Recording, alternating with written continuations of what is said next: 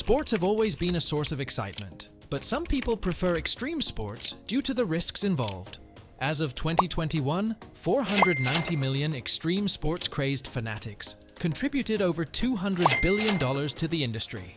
In 2022, the top 100 most extreme sports for action junkies are ranked based on their extremities, highlighting the growing interest in these activities.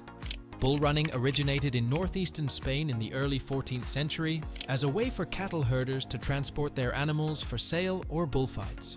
Local youths would jump among the bulls in a display of bravado. The tradition became popular with the expanding population of Spanish cities, leading to the creation of the running.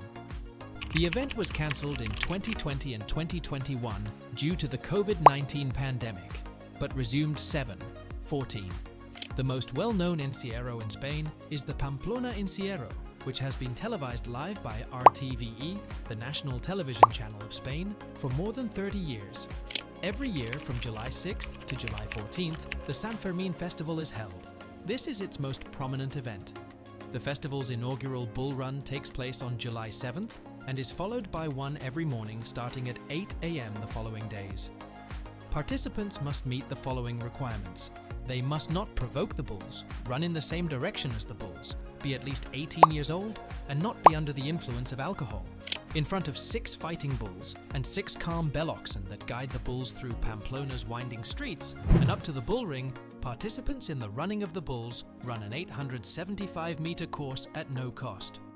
This happens every morning at 8 o'clock during the San Fermin Fiestas, which take place from July 7th to July 14th. Unless something goes wrong, the run should only take 2 to 3 minutes to finish on average. Highlining is a slackline discipline practiced at high heights, requiring mental game and mindset over technical and physical abilities.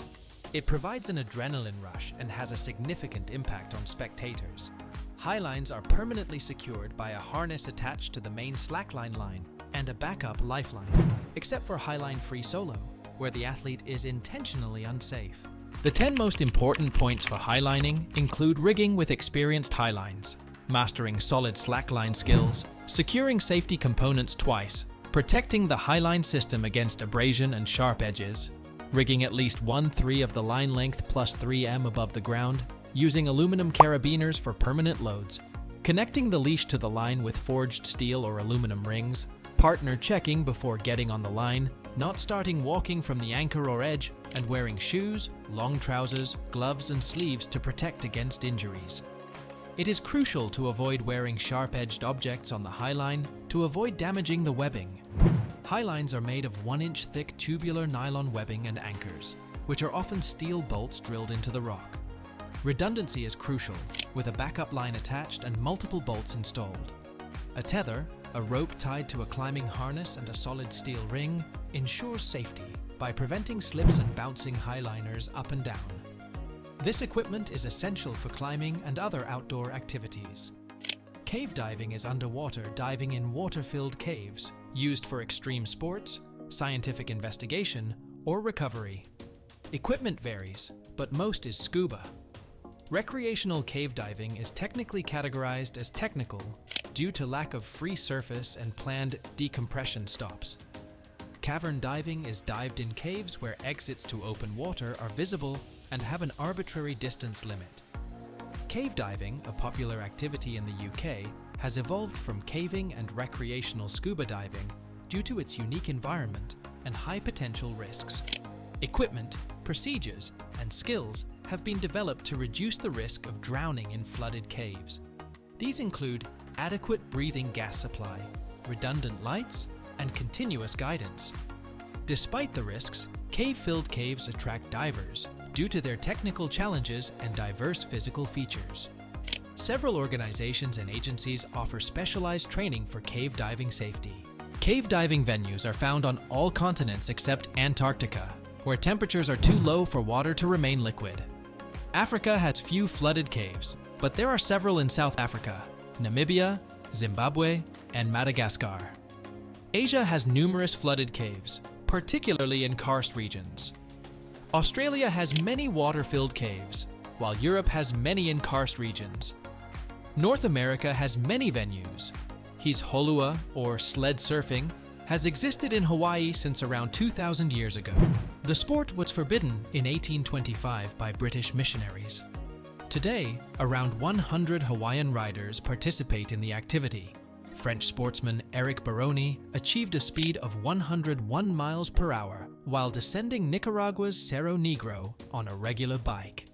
The true origins of volcano surfing can be traced back to 2004 in Nicaragua, when Australian adventurer Darren Webb invented the idea.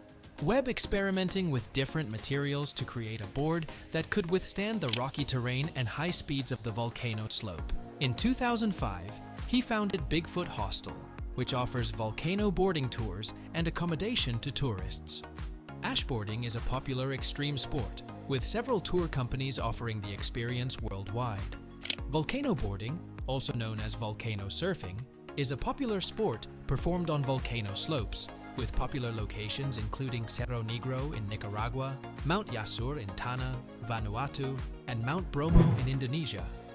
Volcano boarding is an extreme sport that involves boarding down active volcanoes, such as Cerro Negro and Mount Yasur, where dangers include falling, breathing poisonous gases, and contracting histoplasmosis. Protective gear is often used, and the sport has evolved over time. Zoltan Istvan, an adventurer and journalist, invented the sport on Mount Yasur in 2002. It can be divided into two forms: boarding down active volcanoes with immediate dangers or inactive ones. Ice climbing is a climbing discipline that involves ascending frozen water routes using specialist equipment like double ice axes and rigid crampons. Routes can range from frozen waterfalls to high alpine couloirs. Ice climbing grades peak at WI6 to WI7 due to ice hanging vertically. Since 2002, the UIAA has regulated competition ice climbing, offering lead climbing and speed climbing formats. Since 2010, ice climbers at Helmcken Falls in Canada have created new overhanging bolted ice climbing routes, graded up to WI13. Since 2002, the International Climbing and Mountaineering Federation, UIAA, has organized and regulated competition ice climbing, running two main events: the annual Ice Climbing World Cup and the biannual Ice Climbing World Championships. Lead climbing routes use dry tooling techniques, while speed climbing routes use standardized ice walls. The UIAA has increased regulations on competition ice climbing equipment, prohibiting leashes and controlling heel spurs. Ice climbing has evolved from a skill used by alpine climbing to a standalone sport.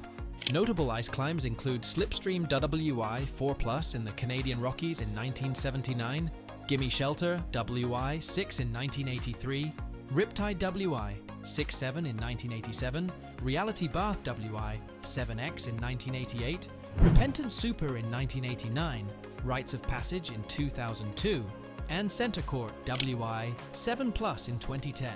Helmcken Falls has seen several grade milestones, including Spray on WI 10 in 2010, Wolverine W11 in 2011, Interstellar Spice W12 in 2016, and Mission to Mars W13 in 2020. These climbs demonstrate the blurring between alpine and pure ice climbing, making ice climbing a significant part of the sport. Hope you liked the video. Please hit the bell icon so that you can stay tuned for upcoming videos. And don't forget to like, share, and subscribe to the channel. See you in the next video with another interesting topic.